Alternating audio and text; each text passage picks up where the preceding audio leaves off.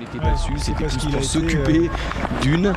Ouais, la priorité c'est ça, voilà. C'est la sécurité. Effectivement, même quand vous courez, par exemple, une des courses en trail, en ultra trail, si quelqu'un se blesse, arrêtez-vous.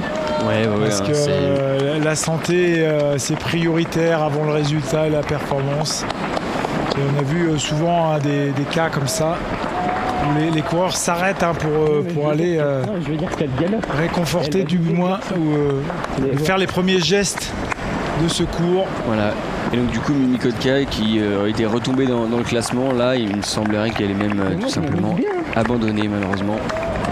Donc voilà, c'était aussi dans le trio de tête un deuxième abandon. Donc ça a pas mal bougé.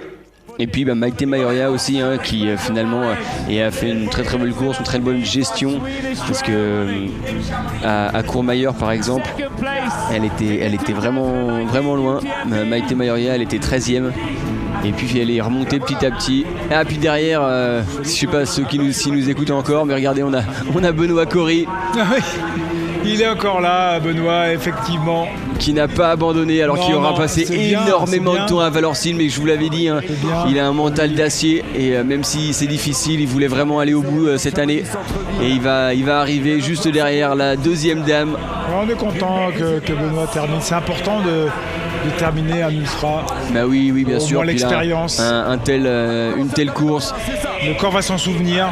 Voilà, le corps va s'en souvenir, la tête aussi, là c'est bien. Et voilà, on la voit finir. Elle est fraîche, la Suédoise Christine Berglund. Elle est très très fraîche. Et on n'a pas l'impression si elle réalise tout de suite ce qui est en train de se passer. Elle essaye de regarder à droite à gauche. Elle cherche peut-être quelqu'un. Elle cherche peut-être des gens de son assistance ou de la famille qui serait éventuellement là.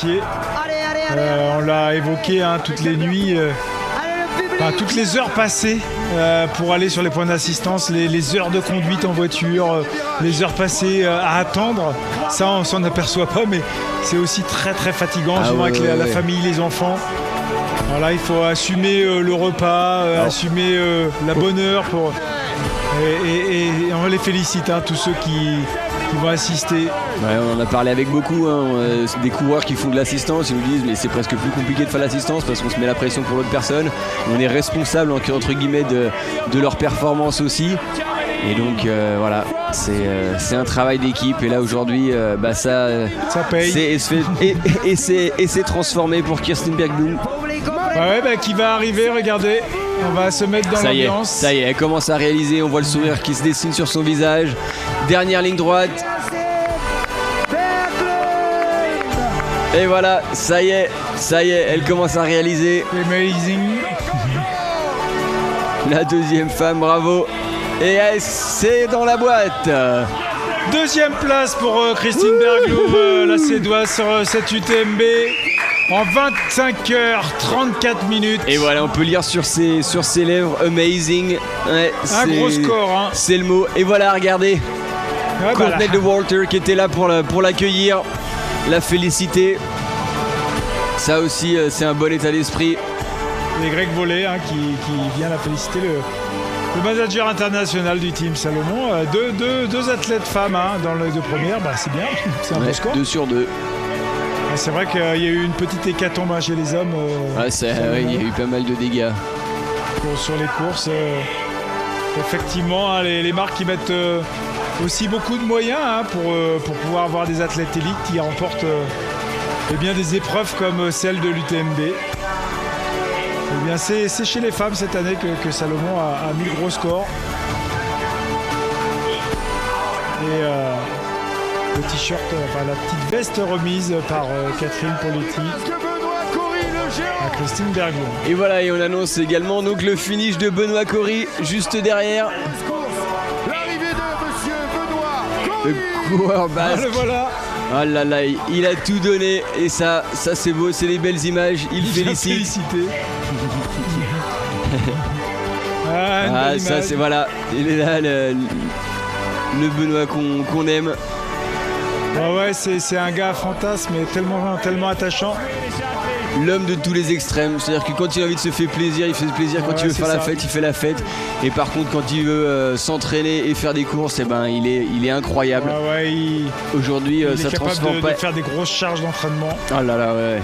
Et aujourd'hui, ça transforme pas forcément sur cette UTMB, mais bon, il finit cette course. Et je pense que c'était important pour lui, ça lui tenait à cœur. C'est l'arrivée d'un concurrent chinois, a priori. Et voilà, là on voit Kirsten qui doit être avec sa famille, les gens qui lui ont fait l'assistance. C'était Kuoli. Kuoli, alors c'est Kuoli. C'est quoi chinois? Ah d'accord, je crois que tu es en train de parler de la deuxième féminine. J'ai dit mais de quoi on parle? C'est J'étais perdu chinois là. Qui vient de terminer derrière Benoît Cory. Voilà, alors que attention, on avait la troisième femme qui arrive derrière qui est dans Chamonix maintenant, Maïté Mayoria, l'espagnole. Et elle commence à avoir le sourire là. Elle commence à réaliser, on sent que c'est difficile, mais elle sait qu'il faut qu'elle lâche rien parce que derrière c'est pas si loin que ça. Ouais, on a évoqué tout à l'heure que c'était une dizaine de minutes entre toutes ses concurrentes. Et Christine Berglund qui apprécie. Elle a bien raison. Faut profiter de l'instant présent, ici et maintenant. C'est ça qui compte. Parce que c'est vrai que le temps, il peut paraître long, mais c'est bien justement quand c'est comme ça.